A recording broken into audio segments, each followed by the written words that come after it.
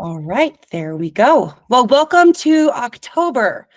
So you've been in school for probably at least 2 months now, maybe 6 weeks or so, and you all are surviving. I see some faces that have some smiles on them, so that's definitely a good sign. But thank you so much for joining me. I know this has been a crazy time of year, so I appreciate your time and your promptness. So let's go ahead and jump right in. So we have had a few people join our course since our first session in September. So I do want to introduce myself real quick. My name is Adrienne Ryland.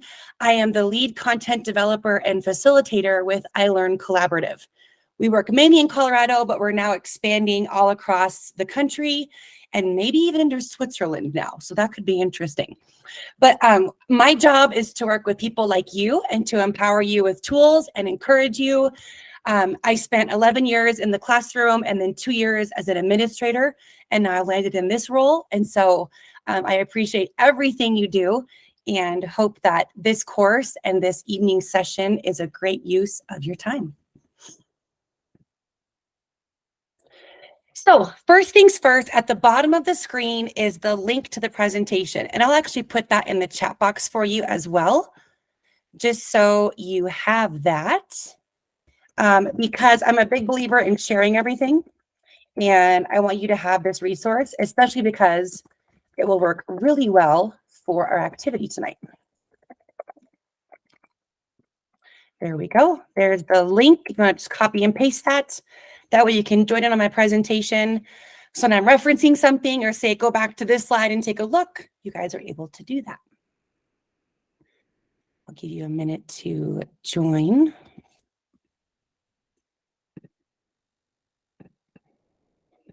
And actually, this one might be a direct link if I do it that way. There we go. Hello there, if you just joined, we're jumping into our objectives. I just shared the link to our presentation if you want to go ahead and join there. That way for our activity in a little bit, you have the information you'll need.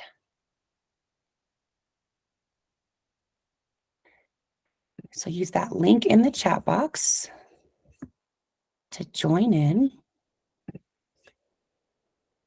I hope the link is working.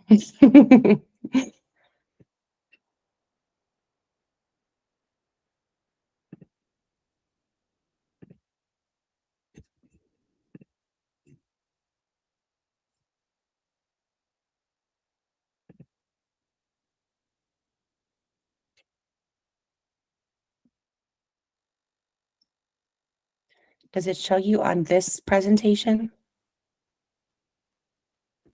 Nope, that's to our last month. Oh my goodness, hang on. I have a different link for you. You guys are like, didn't we just do this last month?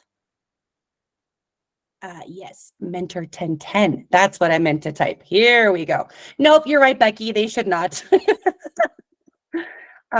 Here is the correct link. Oops, there's uppercase in there. This is the one that should work. I'm sitting here going, no one's joined. And look, all the beautiful people popping into the presentation. Yay, that one works. Wonderful. Mentor 1010. In case you just joined, there's the link to the presentation this evening. That way you've got all the great information you'll need for activity coming up in a bit. So our objectives tonight are really just to talk about how your year is going so far and hopefully problem solve some things that have come up. That way we can address real-time issues and not have to wait for the subject to come up in the course.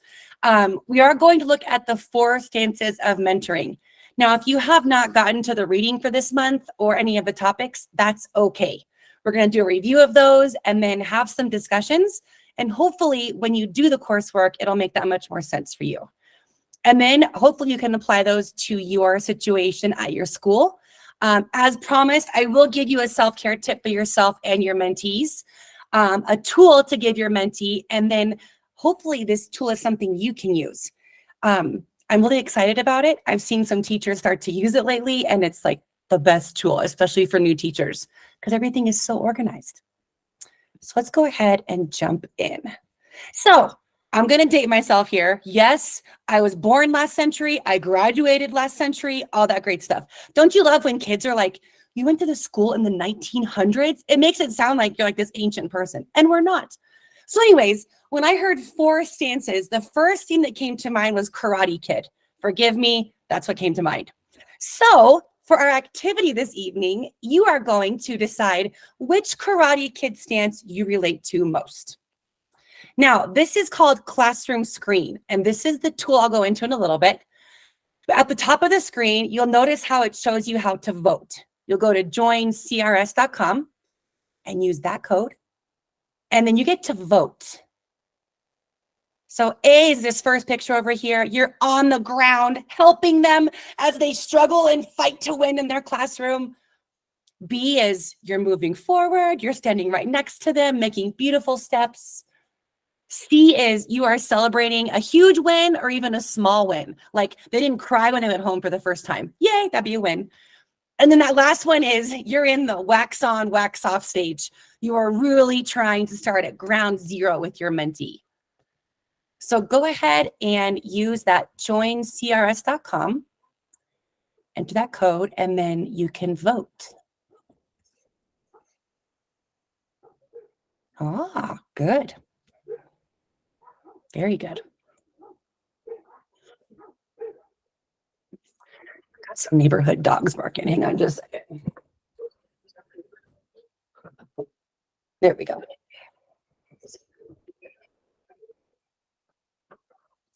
Now, for some reason, sometimes these bars don't line up with A, B, C, D. It's really weird. I can't figure that part out. Good. So most of you guys are staying like right there on the ground, helping them in their classroom. You're in the pits with them of classroom management and time management and creating engaging lessons, all that good stuff. We have some celebrating people. Very good. Hopefully celebrating. No tears. That'd be the great place to start. And you're at the beginning, but you know what? That's a great place to be because you're equipping them with some tools to move forward. And you'll see how the stances this evening are going to help you move past that you're at the beginning to hopefully the celebrating and standing right next to them, teaching them the skills. And as we all know, I hope I'm not spoiling the movie for anyone, but he does kick butt in the end and win. So that's a great sign for your mentee. They will come out on top. So has anyone here used Classroom Screen before? Type in the chat box or raised a hand. Good. Jana, so you have? Okay. Perfect. Yes, Benita, you as well, and Tara. Good. Oh, Doretta, you're not sure how to join the poll on the screen? Yes, I can unmute myself. Sorry, I clicked the thing that you said on the link and then it went to a PowerPoint, but it doesn't have any live links in that PowerPoint. Oh, I see. I'm sorry, Yes. I don't think of myself as not being very tech savvy, but I'm having trouble with this class tracking things. So what did I miss? You're good. You're good. So on the screen right now in the Google Meet, at the very top of the screen, it says how to vote. Yes. And then it says go to that joincrs.com, and that's how you'll vote. And when I click on it, it doesn't do anything. You might have to type it in manually in your, in a different window or a tab. All right. Excuse me. Yeah. You're welcome. Sorry to interrupt. No, you're good. Thank you for letting me know how I can help you. So this is a great tool because you can do classroom management, content presentation, a little bit of differentiation, so many different things within this tool. So what I've done today is I created a poll. This is a great entrance ticket for your class. It can be something social emotional, like how are you? It can be something content related, something to relate to, maybe even something to launch them into different groups. Lots of people on the ground there helping. I love it. But it's a nice way to already have it up. So when your students come in the classroom or your mentee students come in the classroom, they have something to do, manage that behavior. Down here on the bottom of the screen, you'll see all of the different tools I could choose from. Now this is free. However, for the free version, it doesn't save. So like once I close this out, it will not save this screen. So what I encourage teachers to do is open it up the night before or even the morning of. And this took me about 5 minutes to make. It's really short and sweet. Or you can tell your mentee, if you have those students that are super high energy and love to be busy, give them this task of making it for you. They would love that because then all during the day, they get to think I made the classroom screen. I made a calendar here to show what date it is. You can do countdowns. It's a great way to create some excitement in their classroom. So I get to visit my son soon in South Carolina. I'm so excited. There's a dice roller here. And again, what's neat about all of these tools is they're all very customizable. So if I wanted to go in and change this dice roller, I can come over here. I can choose 2 or 3. We can throw in some math signs for you math teachers or your mentees that do math. They can make an equation out of something. And then they have different sided die as well. There's sound. I'm actually turning the sound off. It's really loud, but kids like it. I don't think we need it at 6:40 on our evening tonight. So yes, there's a whole bunch of different things. One that I do like that seems to help new teachers a lot is this sound tool. So when I open this, I'm very, very loud. And if the classroom noise gets too loud, you can change the sound that it makes. You can also change how sensitive it is. So as you can see, it goes down and back up. And kids actually like this because they, oh, guys, be quiet. Don't make the alarm go off or whatever it is. Here's all the different sounds you can make it.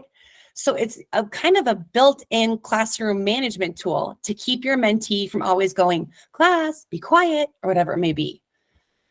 Traffic lights to remind them, hey, stop working, look at me, or green light, go ahead and work. So lots of different tools in here. I encourage you, if you just have a couple minutes in the next couple of days to go in and just play around with it. It's a lot of fun. QR codes, stopwatches, lots of different tools in here. So I wanted to model that for you this evening, and we will use the dice roller for our activity. So this is your tool for you to use and also for you to pass on to your mentee. Now that I know everybody's here, I do want to share some information with you. Last time you were here, you filled out a Google form. You guys actually helped me make it accessible. I thank you again for that. And it's basically just your information and introduction. And there was a question on there that said, if you want to collaborate and share your information, click yes, and I'll send it out to you. And lo and behold, of course, you amazing group of educators all chose to share out the information. So if you click on the link in the chat box, that is a link to all the information and everybody's email. So notice that when you pull it up, it says grade levels, schools, why they became a mentor, all that good stuff. Use that. So if you're a K-5 teacher and you're stuck and you really need to talk to someone about something, and maybe your building principal's busy or you are the building principal and need help, go to this spreadsheet, bookmark it right now. When you're in your book, by the way, to bookmark in Chrome, click this little star in the address bar. If you can see that right where my mouse is hovering. And then to get your bookmarks, they're either listed here or here. And you can always reference this. So if you're stuck, need to vent, whatever it is, you all have a list of so many other experts in your field that could possibly help you problem solve in that moment. Yay, Doretta, good. And if you're not on it, I'm actually going to send the link to the form later, and you can fill that out and your information will populate on there. So yes, if you are a new person to the course, I will give you the opportunity at the end. So there is the information for you. Now you have a link to all the best experts in the field. It's great. All right. So I want to give us a chance to share, how has this past month been? It's been a month since we met. You've been in the trenches of mentoring for multiple weeks now. I would love to hear some successes, some struggles. If you're totally stumped with something, now's a great time to ask or share that and hopefully get some great advice tonight. So if you want to speak, you can raise your hand or go ahead and just type in the chat box. I would just love to hear about this past month. Successes, struggles, stumps. Yes. All right, Jana, go ahead. You have got the microphone. You can turn your microphone on.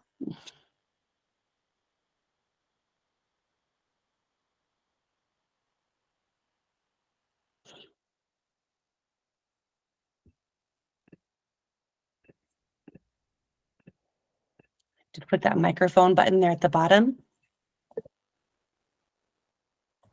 Weird. Let me see if I can get it. While we're waiting to fix that, Catherine, do you want to go ahead and use your microphone? And Yes. great. So a question I have, and I'd love advice from other people, is how do we help our mentees, our new teachers, our learning teachers know what they need to know when they need to know it without them knowing that they need to know it? You know? I know it's weird. It's something two of my new teachers ran into.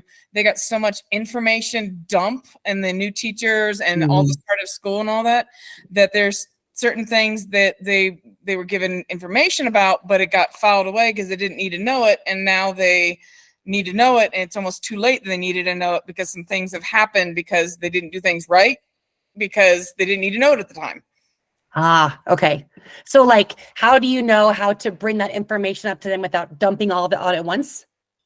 Yes. And how like, does anyone have any good suggestions? I mean, I thought about doing an FAQ that they could go back and access, but then they got to know to access the FAQ. And I have to know what kinds of FAQs to put on there and things like that when everything is accessible to them through our different LMSs, but you don't know what you need to know until you need to know it. And then you don't know how to find it. Yeah. Yeah. Does anyone have any advice for Catherine? I was thinking about, we use Charlotte Danielson's framework for teaching just at a glance. And I start the year off showing it to them in September, and just the 4 domains, like not all the deep, dark, different things inside of there that you can unpack, but just helping them understand planning and preparation, learning environment, actual learning experiences. And then we kind of look at the columns that you'll see on the at a glance and go, okay, if I wanted to help myself with classroom management, what could I focus on to do that with? Sometimes it lives within planning, right? If I plan better, plan more, I have a learning progression, that makes it easier. Sometimes it's a learning environment. And so what I find, like, that just gives us a language or a discussion around the areas. Then I give them a little something to reflect on. And then maybe we would dive into what are the actual specific resources we might have at the district to help. But that kind of framework of talking about teaching has helped us. Okay. Sounds good. Thank you for sharing that, Marianne. And Catherine, do you have like a specific example of, because you said they needed to know it and it's a little too late now. Do you have a specific example of what information that was? Yes. So we have our grade books because I'm at the high school level. So we have our grade books set up in the English department as formative grades and summative grades. Okay. And we have a form that we've created and was shared with them at the beginning of the year. And it's part of our open documents they can see that has a breakdown of what kinds of assignments go into formative, what kinds of assignments go into summative. Well, the 2 new teachers, for some reason, they thought that only essays went into the summative category, which is worth like 70% in their class. So they have like 2 grades in the summative category that were 70%. We're coming up on conferences next week, and the grades are super unbalanced and things. And these are things that I know was shared with them at the beginning of the year because I was at the New Teacher Academy helping everybody in the new teacher set up their grade books and what that meant and what it looked like. But for somehow it kind of slipped through, and they weren't putting things like vocab tests and grammar tests and things like that in there. And it's caused a bit of a kerfuffle for them. And I'm trying to figure out how to avoid that from happening in the future because it was part of the information dump at the beginning of the year. Yeah, that's such a struggle because it's like everybody thinks their information is most important. District, you have to do this, and HR, and then building procedures, and then department procedures. It's so hard to know, which information is most important. I would definitely say go ahead and start creating. This can even be part of that handbook that you're making in the course. Create just a basic FAQ page. And as this stuff comes up, that way next year you can go, this is the most important information. And maybe just once a week, send them an email, go, hey, check the FAQ real quick. Or go by and go, have you seen what I added the FAQ? Let's make sure you saw that or something. Because boy, that's a tricky thing to navigate. Thank you. Yeah. Does anyone else have any advice on that? Oh, there you go. Jennifer has something about quarterly calendar. So it looks like we have some great successes. I'm so excited about that. Karen with helping your mentee create a schedule and small groups. Oh my gosh, that's huge. And Carrie planning a week in advance. She may need to teach the other new teachers that, huh? That's difficult to do. My goodness. Lindsay, I'm so glad your mentee is starting off strong and doing well. That's great.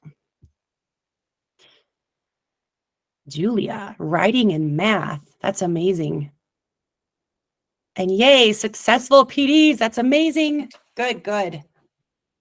Any other successes or struggles to share? Yeah, Julie, go ahead.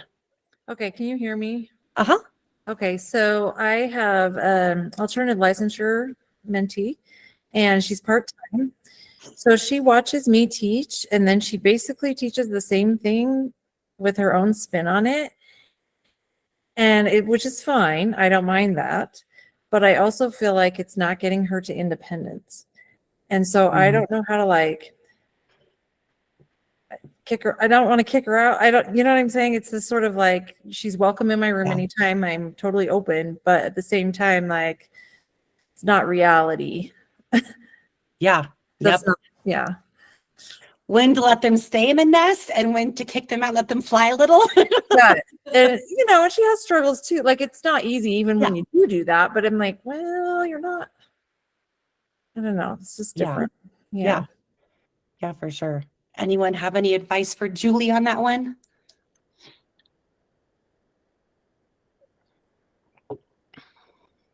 How many times has she observed you and then you've seen her mimic your lesson? I mean, she does it daily. Like, it's not mimicking. Like, she for sure does her own spin on it and like has her own personality. And like, I'm super happy about that. Like, that's great. And we have a really strong PLC. And so we plan, and our whole PLC is planning and doing very similar things. But again, I just don't feel like it's reality. I don't know. Yeah. No, and that's actually a great struggle or stump situation to lead into our stances this evening about when to know, like when to push that collaboration. I would definitely say, yeah, what Deborah did, like co-create a lesson and have her suggest the ideas. And then you go, you know what, let's try it. And if it doesn't work, then at least you know something that doesn't work. Like really encourage her to take those risks. And then if it totally bombs, like get excited about it because at least you took a risk and be like, look, now you know what your class can't do. So now we know what they can do. And yeah, just having her be more independent. Karen has a great suggestion as well. Absolutely.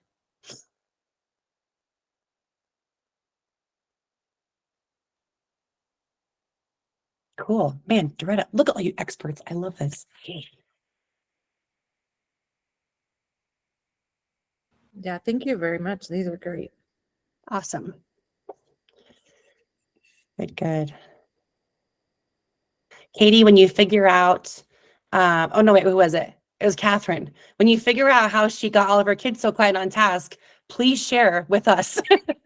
That is one of the most difficult things to teach is how do you make a relationship, but how are you the teacher still? That's so hard. Yeah.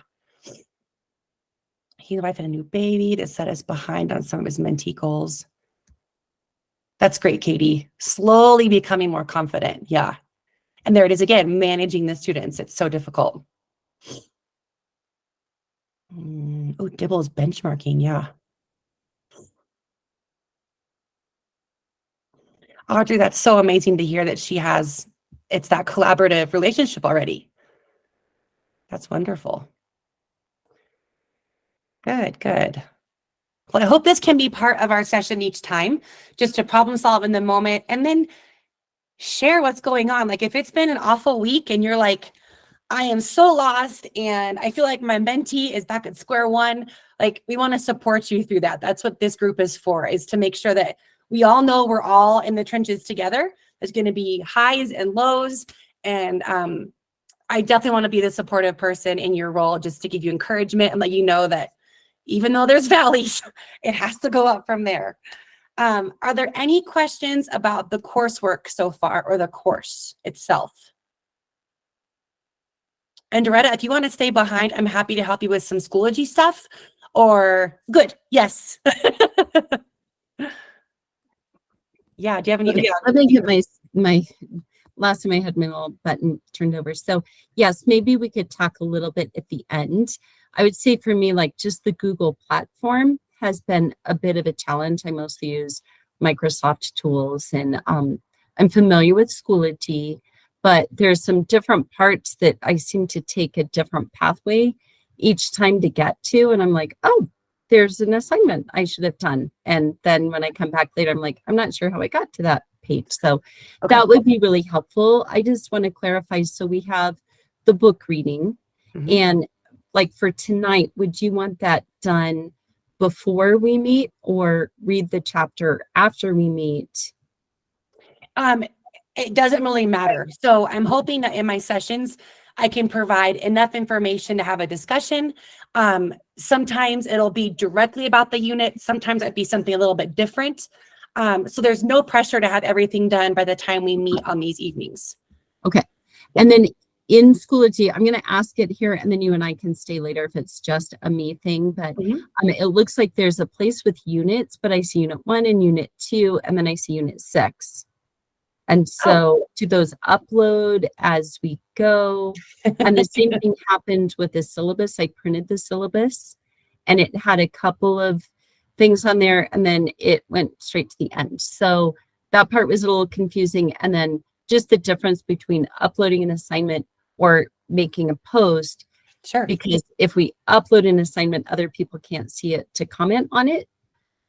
But if it's in a post, then people can see it to comment. So those are all great questions. I'm the only person. You guys can all put a thumbs down, and I'll just stay at the end for my little tier 3 intervention with Adrian. But if it's relevant, then let's get through that now, and maybe it'll be simpler moving forward. So no, you're good. Let me do a quick crash course on it, and then we can spend more time on it later as well. I will say the syllabus is not complete right now because we finished writing the course, but Colorado Department of Education has not finalized it. And so until they finalize beyond unit 1 and 2, we can't really publish an official syllabus until then. Now that should happen this week, and then we can have the whole syllabus there. But as of now, that's why you're not seeing the whole syllabus. So hopefully by next week, it's all there and we're good to go. Now, when you come into the mindful, that's funny because unit 6 should be unpublished. I wonder how you're seeing that. That's very strange. Because yes, so the units will open up 1 month at a time. So September was unit 1, now October is unit 2. And that's so weird. You guys can see unit 6 in Schoology, and it says unpublished. Okay, we're gonna have to unpublish that again. We can only see the little thing about that you went on the call for unit 6. That's the only thing showing up on mine, that assignment. Okay, that's so strange. I'm gonna have to look into that because I have no idea why that's working or that's going that way. That's very strange. So yeah, so you will only complete 1 unit at a time. Now, each unit should only take at most a couple hours to do. The readings are very short.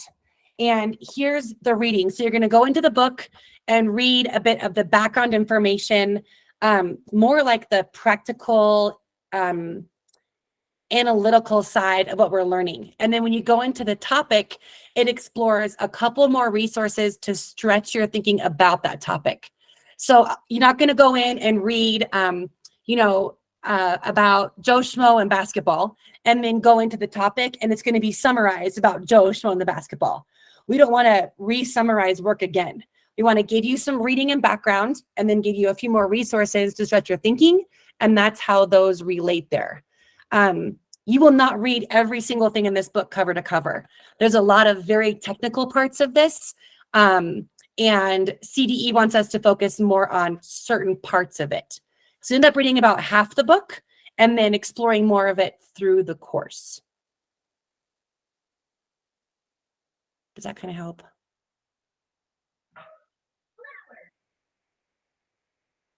And if it's taking more than 2 hours a unit to do the work, then please let us know, because that's what we're trying to do.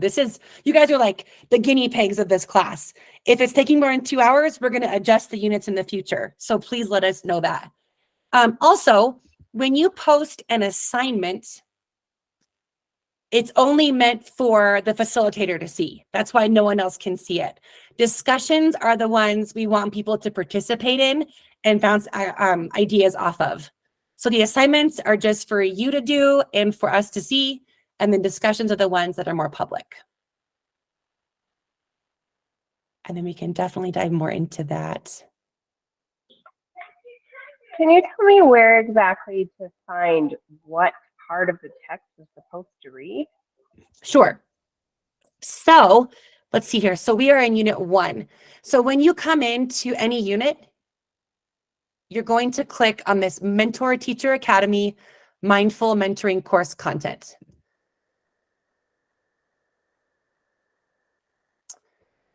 And then you're going to access the content.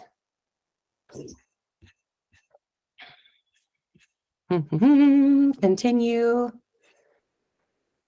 Now here's unit 1. And then here is topic 1.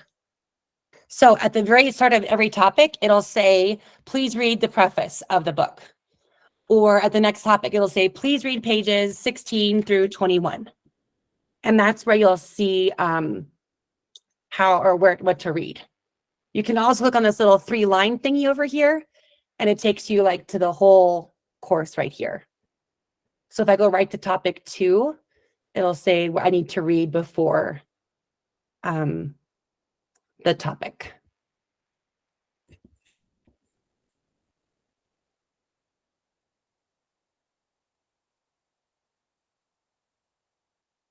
So the handbook has been time consuming. Okay, that's good to know. Has the handbook been time consuming for anyone else? We were worried about that one because we want to make a tool, but then we don't want it to be overwhelming. Okay. Perfect. That's good to know. Yay. Okay.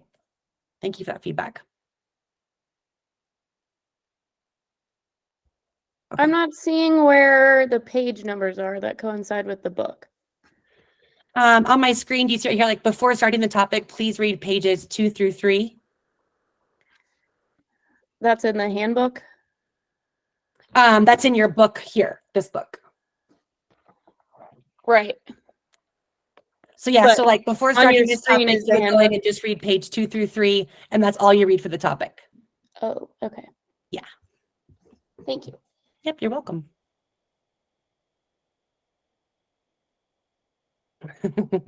Take your picture.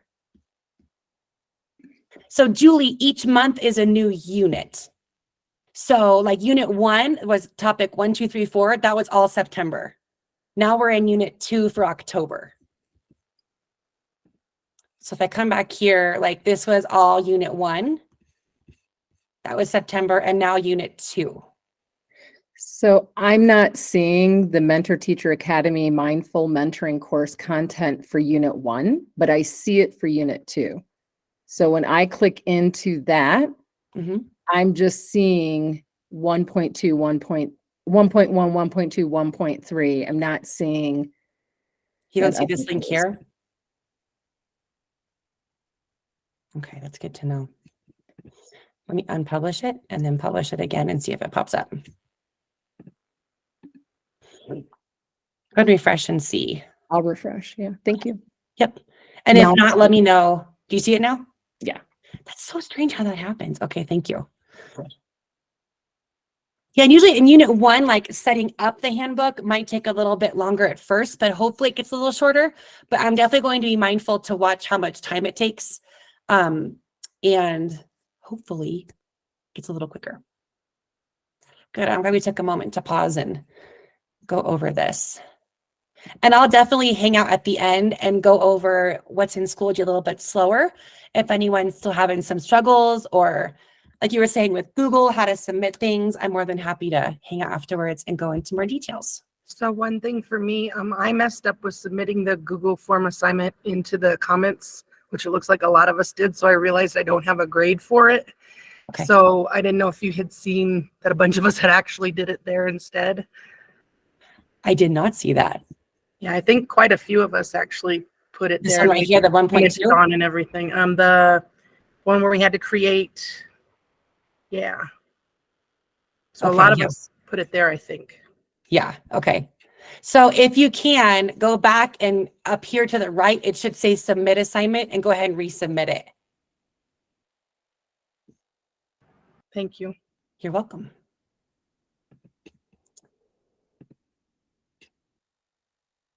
All right. So let's go ahead and jump into this part about the 4 stances of mentoring. So if you have your book, all of this information starts on page 41. Now, this is the part of the book I have referenced the most so far when I'm going through and I'm coaching any mentors, or even just thinking about the process of mentoring. 41 through 49 seem to be pretty key. It gives a lot of information about the function of it, when to assume that stance, and then how to coach someone through it. So I'm going to give brief summaries of each one, and then we're actually going to go into some scenarios and see which stance you would take. So if you have your book, go ahead and open up there. If not, you can keep the presentation open, and that way you have the information for when you go into the breakout room for the scenarios.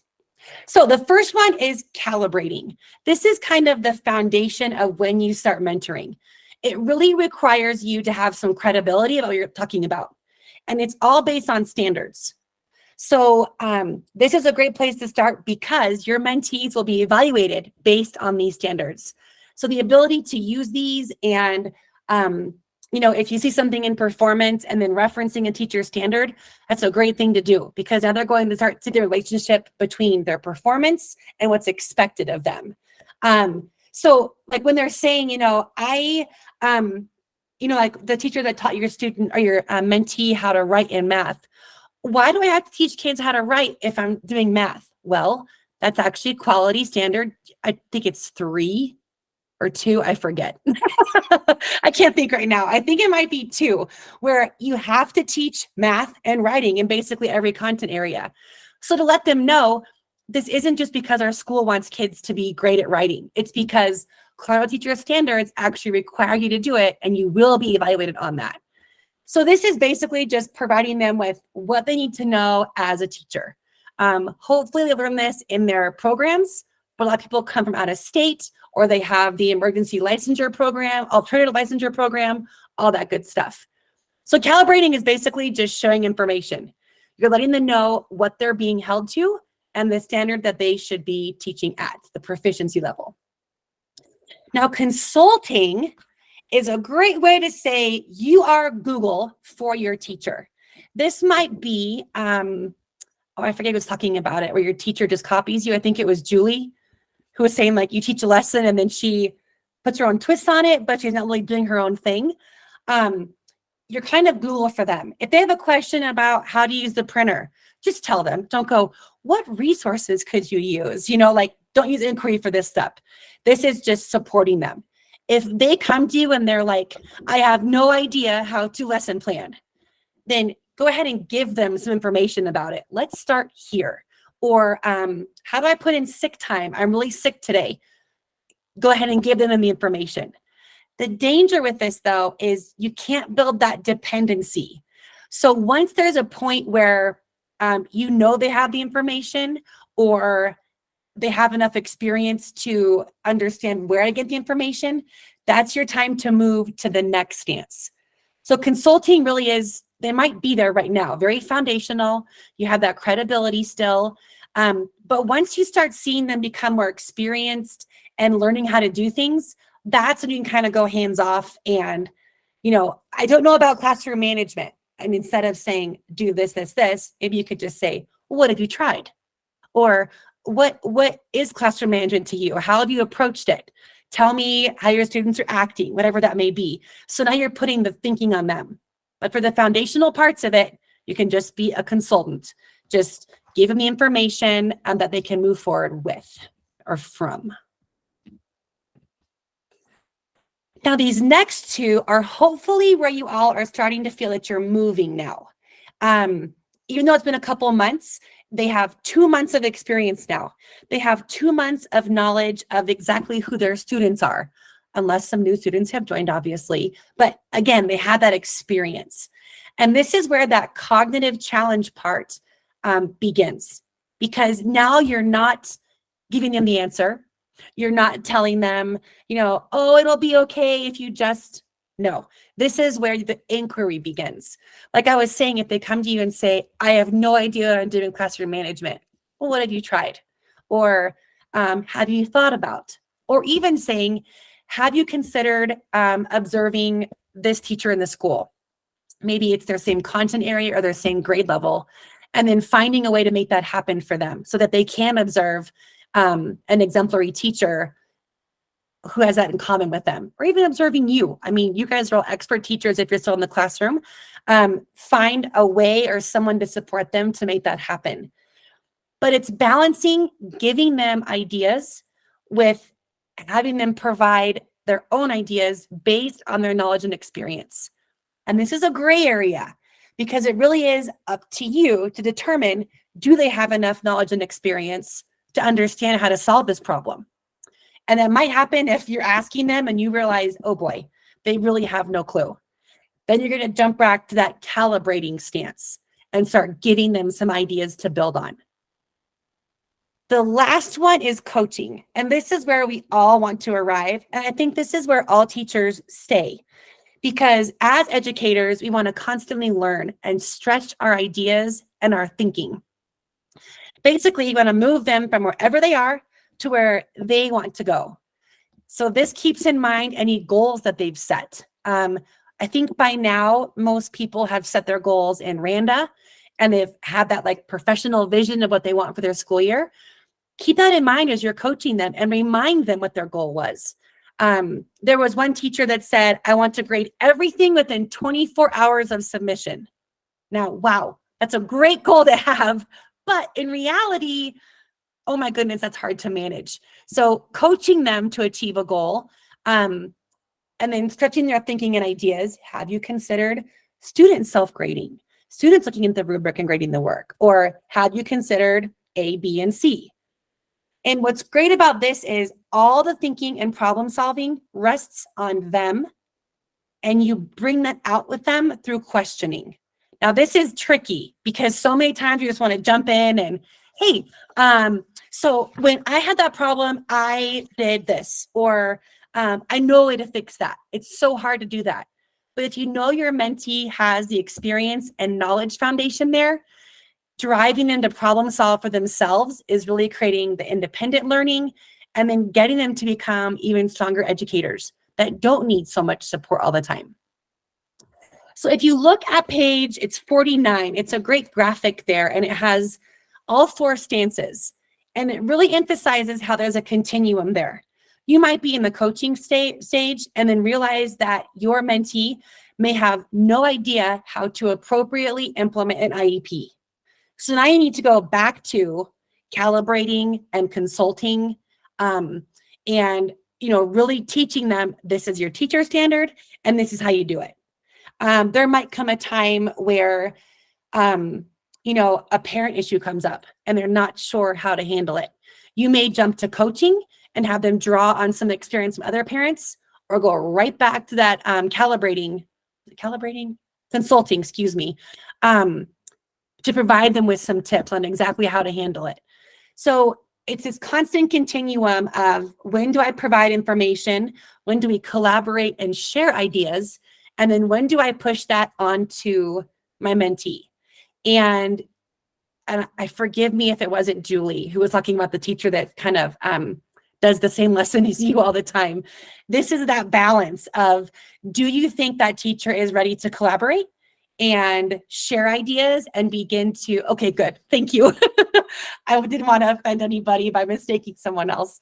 Do they have enough experience to start creating their own lesson plan? Are you at the stage where you can even coach and say, like, look at all the different tools you've used. Now, what do you want to use with your students? Or is she still at the consulting phase or the calibrating stage where you really do have to handhold a little bit more before she can release on her own and start taking those instructional risks and like become more of a teacher and not necessarily someone who's so dependent on your lesson plans. So collaborating is more like, how could we solve this problem? How can we develop this lesson? And then coaching moves to, what do you want to do? Or how can you develop this lesson to support your 504 kids? So collaborating is us and we're a team. And then coaching is, what will you do about it with some of my support? But we not doing it, it's you doing it. Hope that makes sense. So these are the 4 mentor stances on that continuum of improvement and interaction. When do you know when to move to the next one? That's the trick of becoming an amazing mentor. So hopefully, when we discuss these next few scenarios, it'll give you some time to discuss with other mentors, which stance would you take? So go ahead and keep your book open or keep these slides open so you can look back on which stance is which, because now we're going to move into some situations. So I'm going to share a situation with you, and you will assume the role as the mentor. You're not the mentee or anything like that. You're the person trying to coach this new teacher. I'll then send you guys to a breakout room, and you can discuss which stance you would assume. Now, let's say you're in a situation and you start off with consulting, but then you feel like this is a great situation to move to collaborating. That's fine. There can be multiple stances to address these scenarios. It's up to your breakout room to discuss.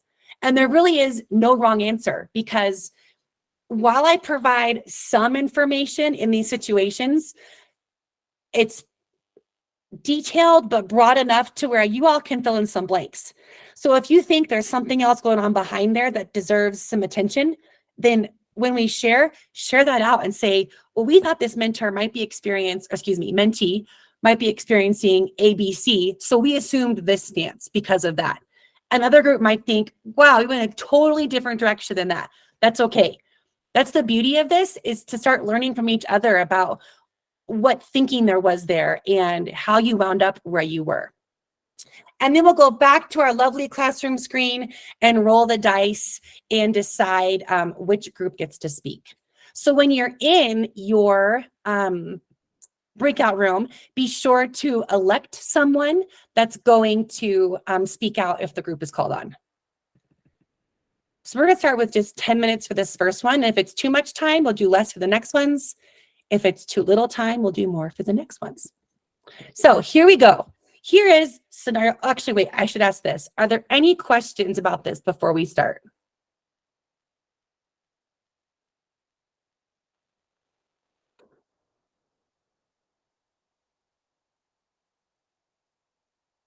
Perfect. Okay. Then let's move into these. Make sure the timer is set correctly, and then we will go. All right, here is our first scenario. This is your second time observing your mentee. You're concerned about classroom management skills because last time the teacher had to constantly tell the class to be quiet and listen. This time, so this second observation, the teacher's trying station rotation. There's 4 stations. 1 station is run by the teacher, and the other 3 are independent, managed by her students. You notice there are no timers. The teacher is struggling with keeping track of who is where and when to switch stations. And students are working at the start of each station, but as time passes, they become louder and more distracted, and they really just stop working. So I am going to send you to your breakout room, and then it'll bring you back here in about 10 minutes.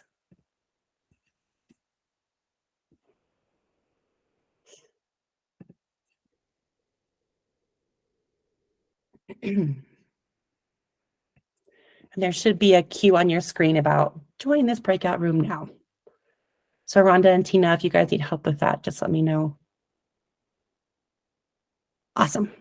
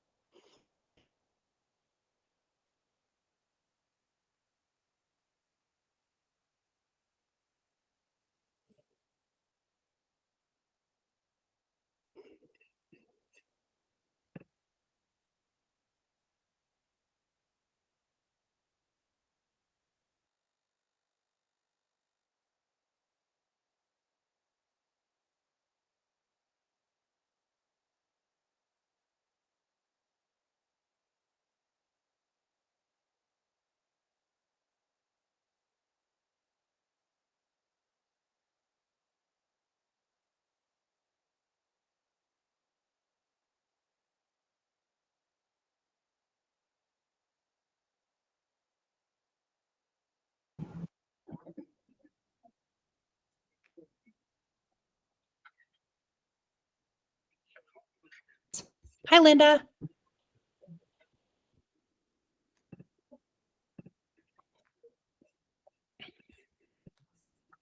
Let me see if I can send you to a breakout room.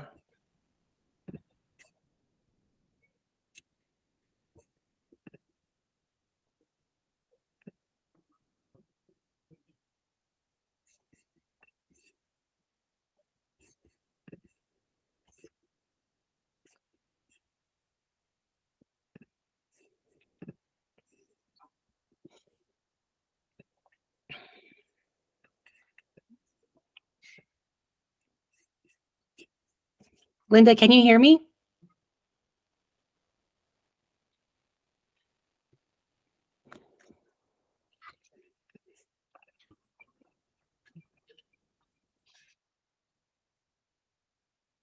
Oh, Can you hear me, Linda? I can now. Wonderful, perfect. So right now we're doing a quick breakout room activity. So if you just want to sit tight and then everyone will come back and then we'll send you off to the next one. That'd be great. Thanks a lot, Adrian. Yeah, Sorry sounds about good. the mess snafu with our conferences tonight. Oh, no, you're good. You're fine. Thanks for showing up. Appreciate it. Yeah.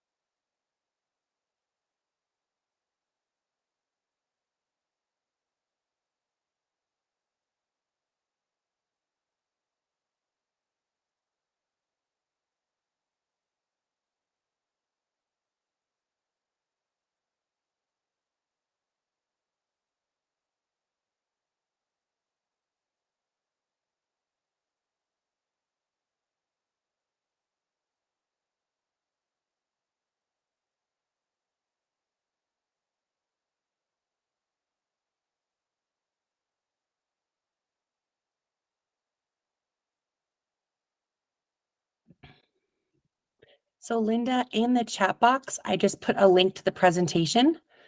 If you want to go ahead and open that. That way, when you go to the breakout room, you have the information. Let's see here. Slides 6 and 7 kind of give the info about what we're discussing in the breakout rooms.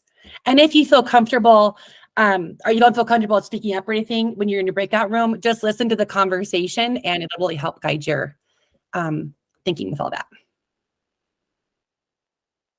Oops, I think you're muted still. Thanks so much. I appreciate it. Yeah, definitely. You're welcome. All right. I think everybody's back. Wonderful. All right. So we are actually going to pull up that classroom screen now that we use as our tool. And I'm going to roll a dice. Hopefully you remember what number breakout room you were in. And then we're going to ask you to share what stance you assumed based on this scenario. So let's go ahead and roll the dice. And usually there's a loud sound with it, but I turned it off. So breakout room 5. Could someone go ahead and turn their microphone on and share out what you all discussed and what stance you assumed? Okay, I think that was our group. So yay, we get to start. Yay. All right, so we had a good discussion and we thought it really fell between consulting and collaborating. We thought there might be some front loading of some information with running small groups. We thought it would be good to start with asking her some questions like what went well, what didn't work for you, kind of what were your goals, to get a sense of where she was at and what she knows about running small groups and centers and station rotation, and see kind of what she knows and what she doesn't know. And then that could help with the consulting, where you're just giving her some information and giving her some ideas for how to run effective groups. And then definitely collaborating and working with her so there's some feedback and sharing of ideas. Awesome. Yeah, so that back and forth between those two stances. Great. Thanks for sharing. Let's do one more group for this one. Group 6. That was me and John. We came down on the same idea that we thought it was consulting with a little bit of calibrating, collaborating, and coaching. The coaching part primarily in the what do you to see what are they thinking, to see if they're noticing the same things that we noticed in the scenario. Because if they don't notice what we're noticing in the scenario, then we probably need to go back to calibrating. If they did notice the same things in the scenario, then we probably need to go into collaborating and some consulting about why those things happen. The biggest thing we talked about is based on the scenario, it almost sounded like maybe the kids didn't, it's not that the kids didn't have as much direction, but maybe they didn't know what the outcomes were.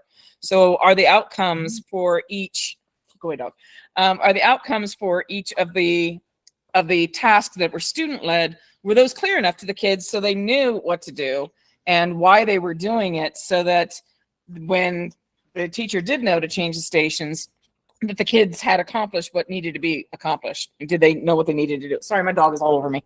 That's a good problem to have right now. You take care of that. No, that's great. And again, that movement of the continuum. And, it's great that this teacher is taking risk with station rotation, but great point again with both of you.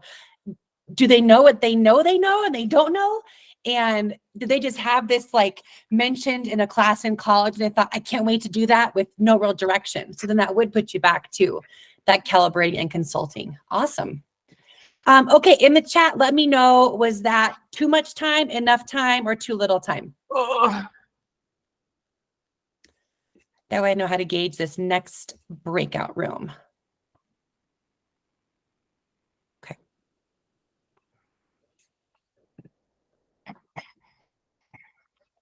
Okay.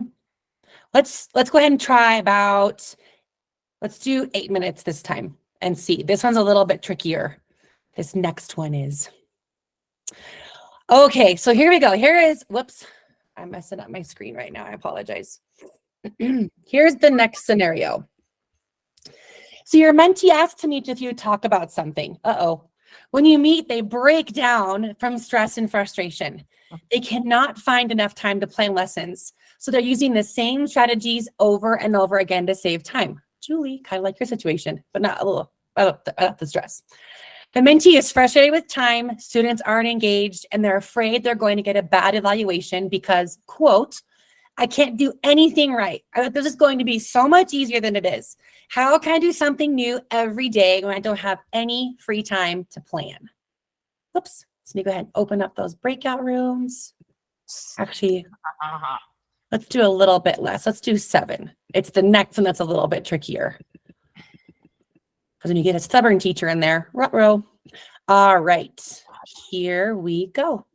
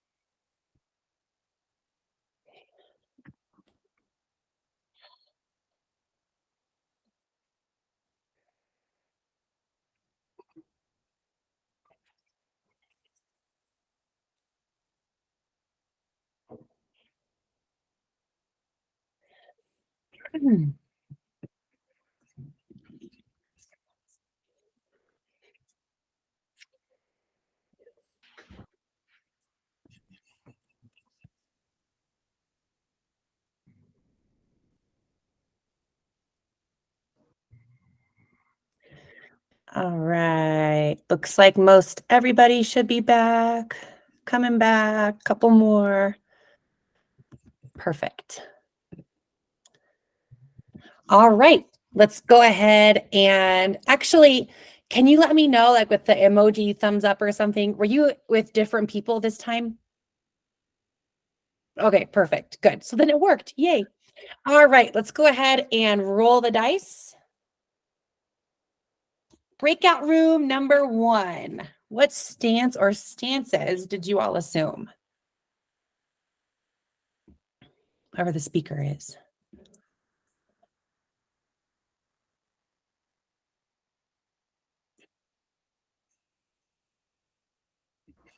I think that was us. I forget my number, to be honest, but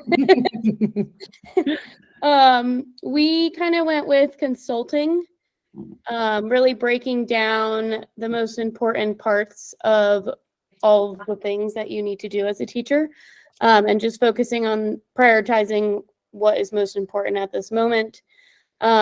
Jen said on Monday, we're going to spend 15 minutes planning, or however long, planning for next Monday. Tuesday, we're going to plan for the next Tuesday. So they can kind of feel like they're getting ahead instead of always having a laundry list of things to do and just kind of trying to catch up with everything. Perfect. I like that idea. Yeah. Thanks for sharing, Lindsay. All right. Next group, breakout room 5.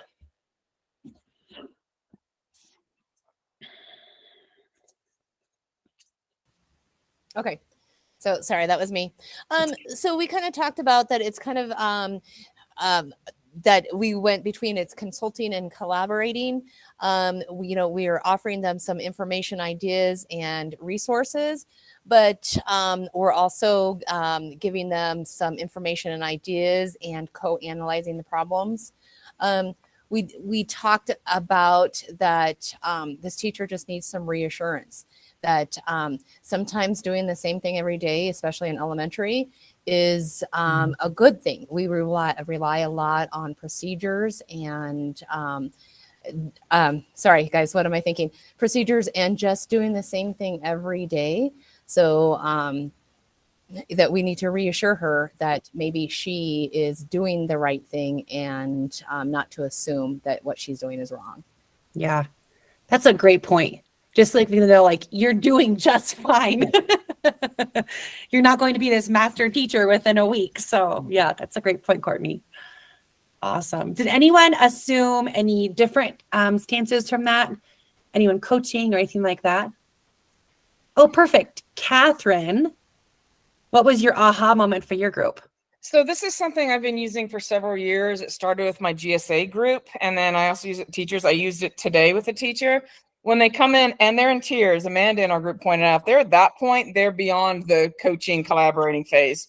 So anytime a teacher comes to ask and they're emotional, I always start off by asking, do you need an ear, an arm, or a voice? Do you need an ear to hear? You just need to vent. You just need to come in. You need to have your breakdown, because if that's what you're doing, it might be that they're okay with they're at the coaching. They just need to be safe to be able to break down. And so do you need an ear to hear? Do you need an arm for support? Do you want me to listen with the idea of consulting with you and collaborating with you to come up with ways to help solve this and ways to fix this? Or do you need a voice?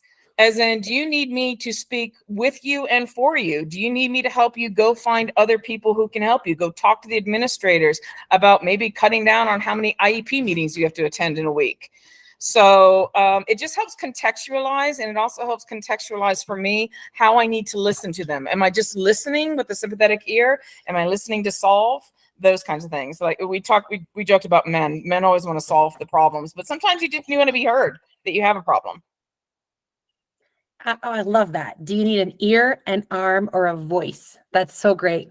And then you're also giving them the power of, you're not assuming that they need something, but you're giving them the power to choose what do I need right now? Am I just needing to vent, or do I really need someone to support me? That's awesome. Thank you for sharing that, Catherine. I appreciate it. Deborah, no worries if you can't have your camera on. I understand that sometimes it can lag a little bit, so I apologize that's happening to you. Anyone else have anything to share about a mentee kind of melting down?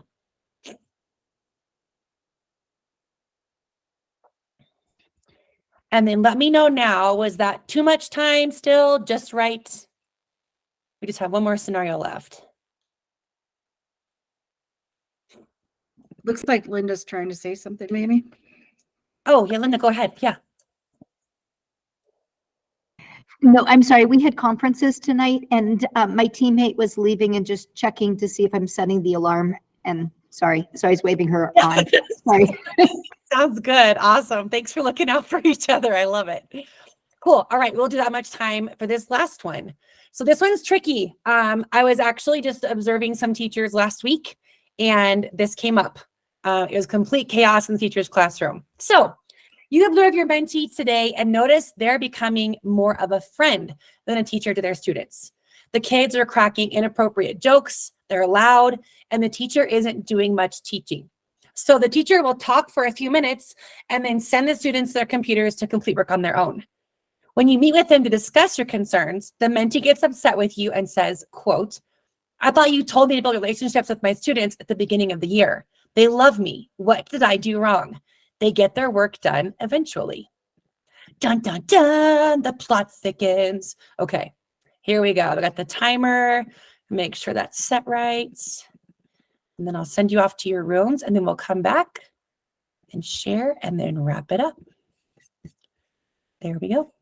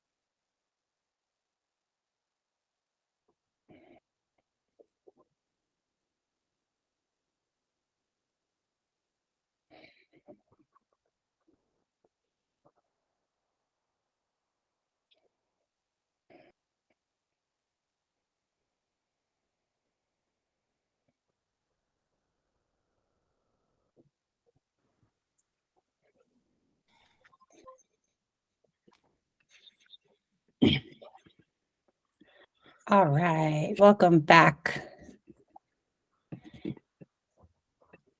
I can't wait to see what everyone says because it seems that there's one of these teachers in each school, especially new teachers who really want to make friends and don't want to have kids upset with them.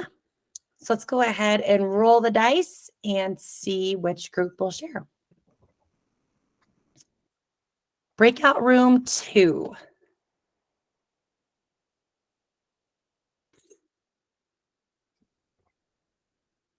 I was in that room and we were gonna have Kayla do it, so because she's only typing, so we wanted her to do a cut and paste, but I don't think she's actually gonna do that. Okay.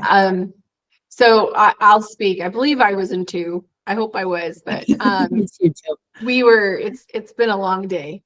And we were talking about how this is hard to come back from once you kind of start the school year with being a friend versus that teacher. So it's a testament to the importance of going in early and having that teacher observe so that that bad habit can be changed and redirected.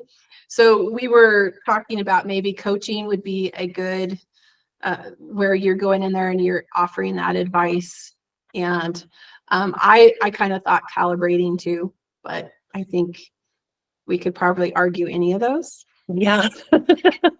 Like you said, it's kind of a mess at this point. So I think any stance might be helpful.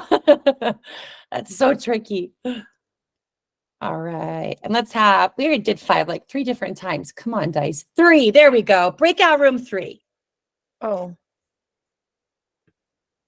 I think that's me. Okay. So we decided that first we need to go back and calibrate and reestablish what the professional relationship is with a student and getting them to understand that being a friend isn't necessarily being a good teacher. That's not the type of relationships we're working with. And then moving into collaborating of how can we not fix it, but how can we make the situation better so that we're not just the friend, that we're actually the teacher, the professional. Yeah. I like that word professional. It's a professional relationship. You can still have one. It's just not besties. Right. Absolutely. Yes. Right. Yeah. Does anyone else want to share about this scenario? It's a tricky one. One other thing that we said in the collaborating is to try to find teachers in the building, experienced teachers who have fantastic relationships with their students on a professional level and get them in to observe what that looks like. Yeah. Yeah, absolutely. Chris, you can go ahead and talk. We talked a little bit in our group about how we have training about this at the beginning of the year, about how you need to keep that separation, like no Facebook, no Instagram, those kinds of things.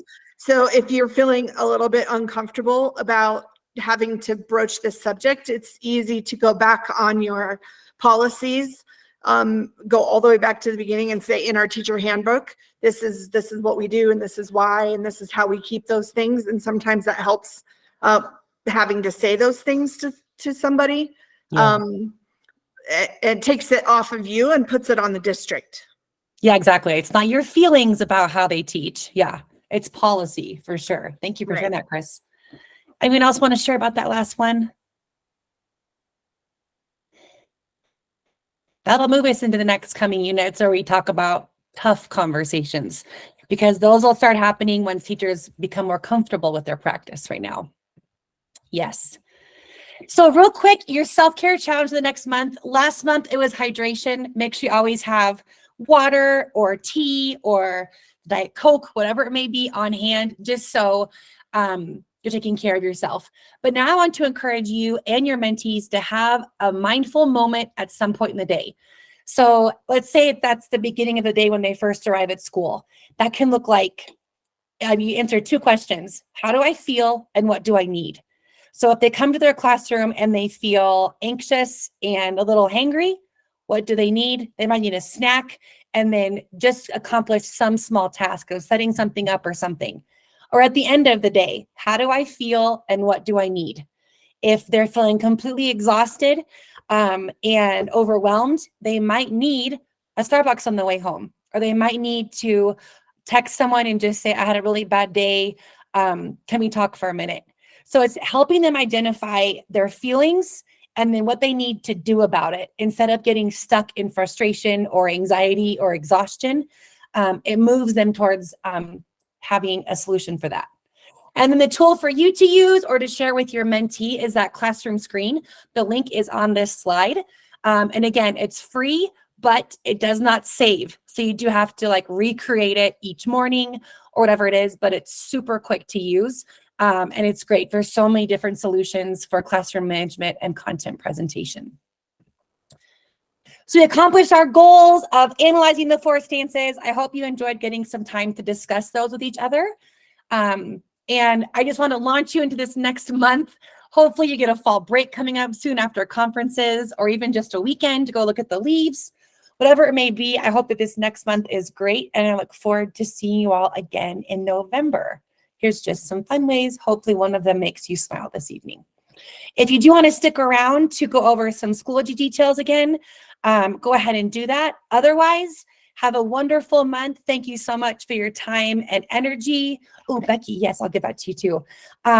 And yes, just have a wonderful month. I appreciate you all so much. I love that. Do you need an ear, arm, or a voice? I like it.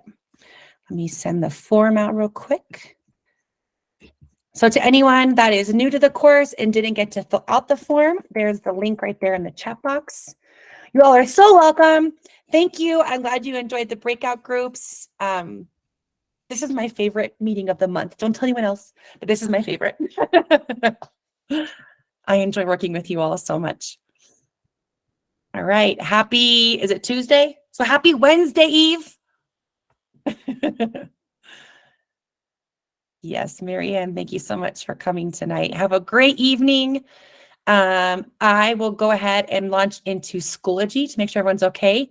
Julie, you're welcome. And I'm so glad those discussions went well. I think it was cool to hear all the different perspectives of it. That was great. Okay, let me come back to this window. And let me actually, someone was saying this isn't the Unit 6 you see, it's something else that you see from Unit 6.